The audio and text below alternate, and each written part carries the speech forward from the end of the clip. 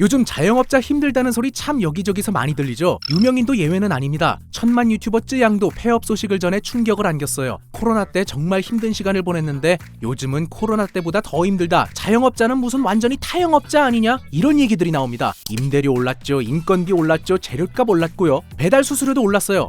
물론 음식값도 오르긴 했습니다. 많이 올랐죠. 김밥 한 줄이 5,000원이에요. 근데 어지간한 소식자가 아니고서는 김밥 한 줄로는 배도 안 차잖아요. 하다못해 라면이라도 있어야죠. 밖에서 밥 한 끼 먹으면 못해도 10,000원은 그냥 깨집니다. 이러다 보니까 밖에서 먹을 거 구내식당 가서 먹고, 구내식당 가서 먹을 거 도시락 싸가서 먹고, 이런 사람들이 꽤 많아졌어요. 비용은 비용대로 오르고 장사는 장사대로 안 되고 칠가이가 와도 빡셀 것 같은데요. 윈터 이즈 커밍. 그냥 겨울은 진작에 왔고요. 시베리아급 혹한기로 라운드가 바뀌면서 탈락자들이 속출하고 있죠. 자영업 폐업 건수를 보면 신기록 행진이 따로 없습니다. 재작년에 이어 작년에도 역대 최대치를 기록할 걸로 보여요. 서울만 놓고 봐도요. 지난해 망한 가게 수가 IMF 때보다 많았다고 하죠. 거기다 원래 가게가 빠지면 금방 또 새로운 가게가 들어오곤 하는데 요즘은 그렇지도 않아요. 임대문이 현수막에 먼지는 쌓여가는데 새 주인은 어디에 있는 건지 오긴 하는 건지 도통 나타나지를 않습니다. 인구 유출 문제까지 겹친 지방은 뭐 말할 것도 없고요. 서울도 요즘 핫한 성수나 용산 정도를 제외하고는 사실상 전멸이에요. 과장 조금 보태서 자영업 자체가 버뮤다 삼각지대가 돼버린 게 아닌가 뭐 이런 생각까지 들어요. 퇴사하고 치킨집이나 할까 해서 치킨집을 맡고 있는 자영업. 이 자영업은 대체 어쩌다 이런 블랙홀 같은 존재가 돼버린 걸까요? 오늘의 지식 343 망하거나 빚지거나 출구 없는 자영업입니다.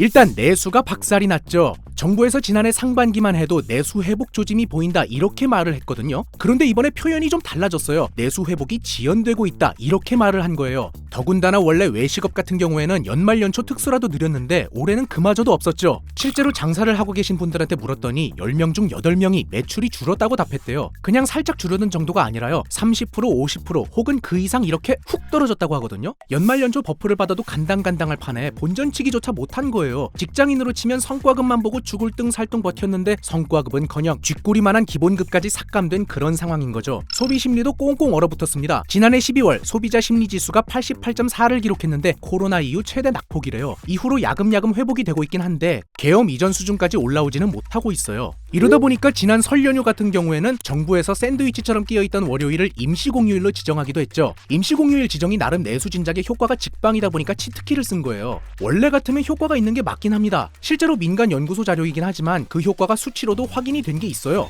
카드 이용액을 조사해봤더니 임시공휴일로 지정이 됐을 때 카드 이용액이 유의미하게 늘었더라는 건데요. 그런데 사실 올해는 그마저도 실효성을 두고 이런저런 말이 많았죠. 동네 상권들이 북적이나 봤더니 그렇지 않더라. 그럼 다들 어디로 갔냐? 뉴스 보신 분들은 기억을 하실 텐데 공항으로 갔더라는 거예요. 지난 연휴에 공항을 찾은 사람들이 역대급으로 많았다고 하죠. 국내 했지만 역시나 개써였어요. 제주도나 여타 국내 지역으로 간 분들은 적었고요. 가까운 일본이나 동남아를 많이들 다녀오셨다고 합니다. 결과적으로는 치트키도 그닥 안 먹혔을 수 있겠다 싶은 거죠. 이런 가운데 자영업자 대출이 역대 최대치를 찍었습니다. 문제는 단순히 대출 규모가 커진 게 아니라 갚을 수 없는 사람들이 급격히 늘어나고 있다는 건데요. 돈줄이 막히니까 폐업할 경우를 대비해 들어뒀던 노란우산 공제금을 담보로 대출을 받는 사장님들도 빠르게 늘고 있다고 하죠. 왜 안 그래도 가계부채 문제가 심각하다는 말들이 많잖아요. 가계부채가 늘어나면 소비 심리에도 악영향을 미쳐서 내수가 더 쪼그라든다는 건데요. 특히 코로나 시기 제로금리가 끝나고 고금리로 전환되면서 부담이 배로 커졌죠. 그리고 그 고금리 기조가 벌써 3년째 이어지고 있어요. 사실 가계부채 증가 문제는 우리나라만의 현상은 아닙니다. 하지만 속도가 유독 빠른 편이에요. 그동안 가계부채 문제의 주범으로 주담대가 지목되어 왔고 매도 많이 맞았죠. 그런데 최근 주담대보다 자영업자 대출이 더 큰 위험 요인이라는 분석이 나왔습니다. 주택 구입을 목적으로 한 가계대출 비중은 다른 나라랑 비교하면 그렇게 심각한 수준은 아니라는 거죠. 반면 자영업자 대출은 우리 경제에 더 큰 리스크가 될 가능성이 높다는 경고가 나오고 있어요. 그 이유는 간단합니다. 우리나라가 자영업자 비중이 유독 높기 때문이에요.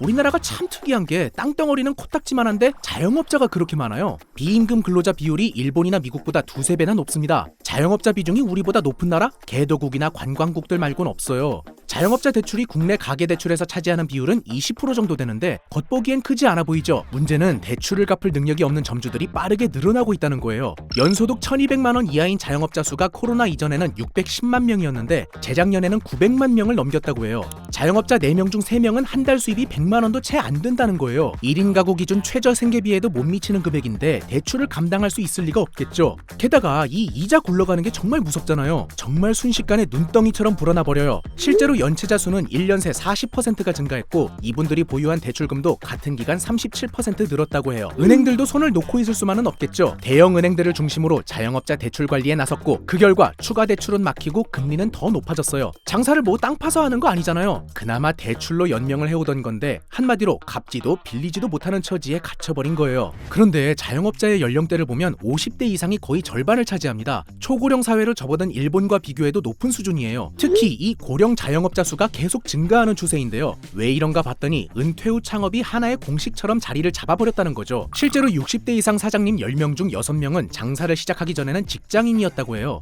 제대로 된 노후 준비 없이 퇴직을 하게 됐는데 이렇다 할 재취업 기회도 거의 없다는 거예요. 60대 가구 중에서 적당한 금액의 생활비가 따박따박 들어오는 집은 8%도 채 안 된다고 하거든요. 그만큼 대부분은 생활 자체가 빠듯한 상황이라는 거예요. 이러다 보니까 60이 넘어서도 일한다고 답한 집이 80%에 달합니다. 근로희망 나이도 높아지고 있죠. 73세까지는 일한다. 이게 평균이에요. 결국 할 수 있는 일이라곤 자영업뿐인 거죠. 하지만 문제는 이분들 대다수가 창업 경험 없이 뛰어든다는 겁니다. 경험도 부족하고 창업에 필요한 시장 조사 같은 것도 제대로 이루어지지 않은 상태에서 덜컥 가게를 열다 보면 당연히 실패할 확률도 높겠죠. 장사도 쉽지 않은데 준비까지 부족하다 보니까 생존이 곱절로 어렵게 돼버리는 거예요. 그리고 한번 삐끗하면 회복도 어렵습니다. 생활고의 시달림에 시달렸지 재기는 불가능에 가까워요. 실제로 지지난해 개인 파산 사건 중 60세 이상 비중이 절반 가까이 차지했는데 가장 큰 이유가 사업 실패였다고 하죠. 이미 우리나라 노인 빈곤율은 OECD 최상위권입니다. 은퇴 후에도 안정적인 소득 없이 생계를 이어가야 하니 자영업이 마지막 보루처럼 여겨지지만 현실은 그마저도 무너지고 있어요. 결국 노인 빈곤 문제도 덩달아 끝없는 수렁으로 빠지고 있는 거죠. 더 큰 문제는 이렇게 힘들다는 게 빤히 보이는데도 여전히 자영업에 뛰어드는 사람들이 많다는 거예요. 불구덩인 줄 알면서도 뛰어드는 건데요. 그 중에서도 가장 눈에 띄는 게 바로 2차 베이비 부머 세대입니다. 1000만 명 가까이 되니까 전체 인구 5명 중 1명은 2차 베이비 부머 세대일 정도로 인구가 많은데 지난해부터 이 2차 베이비 부머 세대의 은퇴가 본격화되고 있다고 하죠. 지금 경기가 워낙 안 좋다 보니까 이불 밖보다 회사 밖이 더 위험한 상황이잖아요. 웬만하면 버티는 게 최선이라는 말이 나오는 이유죠. 그런데 이 2차 베이비 부머 세대 입장에서는 지금까지 있던 지붕이 사라진 거나 마찬가지예요. 게다가 2차 베이비 부머 세대는 부모를 부양하는 마지막 세대이자 자녀에게 부양받지 못하는 첫 세대로도 알려져 있죠. 은퇴 이후 소득이 줄어들면 허리띠를 졸라맬 가능성이 높은 만큼 추가적 소비 위축까지 우려되고 있어요.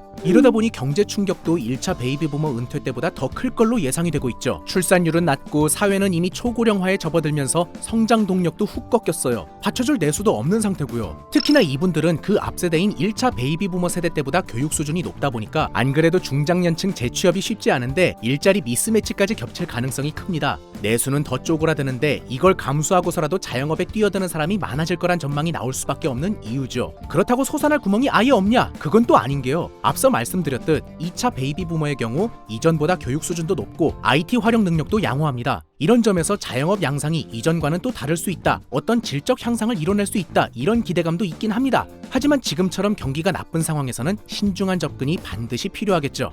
그런데 중장년층, 고령자 말고 전체를 놓고 봐도 우리나라 자영업이 유독 생계형 창업 비중이 높다고 해요. 창업을 통해 부를 창출하기보다는 일자리를 잃은 사람들이 마지막 선택지로 뛰어드는 경우가 많다는 거죠. 물론 하루아침에 이렇게 된 건 아니고요. 이것도 역사가 꽤 깁니다. IMF 당시 대규모 구조조정이 이루어지면서 수많은 사람들이 하루아침에 일자리를 잃었죠. 퇴직자들이 갈 곳이 마땅치 않은 상황에서 정부가 내놓은 해법이 뭐였냐 하면 바로 자영업 장려였어요. 창업 자금으로 쓸 돈은 대출 창구를 활짝 열어 마련해줬고요. 자영업 창업은 실업난 해소의 수단이 됐죠. 그러다 보니까 자영업 시장은 금세 포화가 됐어요. 이후 정부에서도 이대로 두면 안 되겠다 싶었는지 자영업 구조조정을 시도했지만 곧이어 금융위기가 터졌고 정부는 또 한 번 실업대책으로 자영업 확대를 택합니다. 한 가지 달라진 점이 있다면 이번에는 프랜차이즈 산업을 적극 밀어줬다는 거예요. 그 결과 동네마다 치킨집, 편의점, 음식점들이 우후죽순 생겨났고 이때 만들어진 자영업 구조가 지금까지 변하지 않고 이어지고 있죠. 경제위기, 구조조정, 자영업 창업이라는 패턴이 반복되면서 점점 더 많은 사람들이 자영업자들이 이 굴레에 갇히고 있어요. 그런데 지금은 IMF나 금융위기 때와 상황이 다릅니다. 그때는 경기 회복과 함께 자영업이 어느 정도 자리를 잡을 여지가 있었지만 지금은 살아남기가 훨씬 어려워졌어요. 이미 만선이 된 배에 사람을 계속 밀어넣으면 침몰 엔딩을 맞을 수밖에 없겠죠. 더 이상은 임금 근로자들을 자영업으로 내몰아서도 내몰리게 내버려둬서도 안 된다. 그랬다가는 한국 경제 전체가 큰 위기에 빠질 수 있다라는 뼈아픈 지적이 나오고 있어요. 결국 핵심은 일자리입니다. 폐업한 자영업자들이 임금 근로자로 전환될 수만 있다면야 급한 불은 끌 수가 있겠죠. 하지만 지금 같은 경제 상황에서는 임금 근로자로 돌아서는 것도 재창업을 하는 것도 결코 쉽지가 않습니다.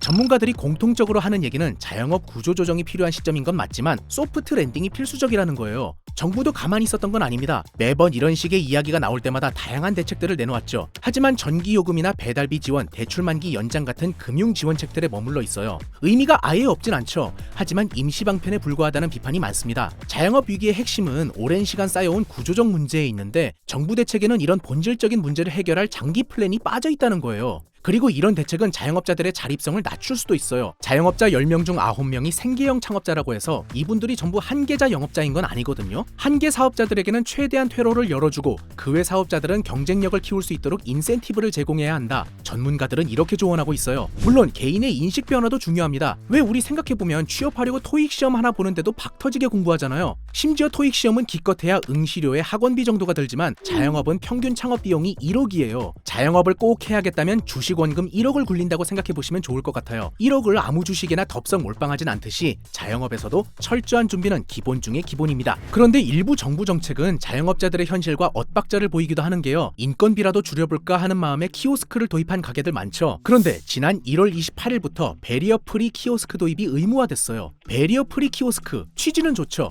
장애인이나 고령자들도 편하게 사용할 수 있도록 설계된 제품이라니까요. 그런데 문제는 베리어 프리 키오스크의 경우 일반 키오스크 대비 가격이 최대 3배까지 비싸다는 거예요. 앞으로는 키오스크를 새로 도입할 때 무조건 베리어 프리 제품을 설치해야 하는 건 기본이고 기존의 일반 키오스크를 이용하고 있던 가게들도 1년 안에 베리어 프리 제품으로 전부 교체해야 한대요. 어길 경우 최대 3천만 원의 벌금이 부과될 수 있다고 합니다. 기껏 비용 절감을 위해 키오스크를 도입했는데 오히려 더 비싼 제품으로 교체해야 하는 상황이 된 건데요. 게다가 현재 판매되는 베리어 프리 키오스크는 대부분이 공공기관용이라 일반 자영업자들이 활용하기도 쉽지 않다고 해요. 더 안타까운 건 정부도 사장님들 비용 부담을 덜어주기 위해 지원 사업을 진행했는데 이게 홍보가 잘 안 되다 보니까 실제 지원 대수가 첫 해에는 0대, 지난해엔 200대도 채 안 됐대요. 그래도 이제는 좀 알려지나 했는데 올해는 또 관련 사업 예산이 깎여가지고 지원 규모가 오히려 확 줄어들었다고 합니다. 운명의 장난도 아니고 손발이 참 안 맞는 것 같아요. 자, 이제 봄이 됐죠. 여름 같은 봄이 될 거다 이런 말도 있던데 얼어붙었던 경제도 소비 심리도 이번엔 좀 녹아내리기를 바라면서요. 선거철만 되면 정치인들이 빠지지 않고 가는 곳이 있죠. 바로 시장, 골목 상권입니다. 그만큼 민생이 중요하다고 외치는 분들이 많아요. 하지만 정작 자영업 위기는 10년 넘게 반복되고 있거든요. 지금 비슷한 맥락에서 정년 연장이라든지 중장년 일자리 확대를 위한 여러 방안들이 논의되고 있는데 이번에는 선심성 정책 단기 처방에 그치지 않고 퇴로는 열어주고 경쟁력은 강화하는 자영업자들이 정말 숨 쉴 수 있는 실질적인 대책, 구조적 해결책이 꼭 좀 나왔으면 좋겠습니다.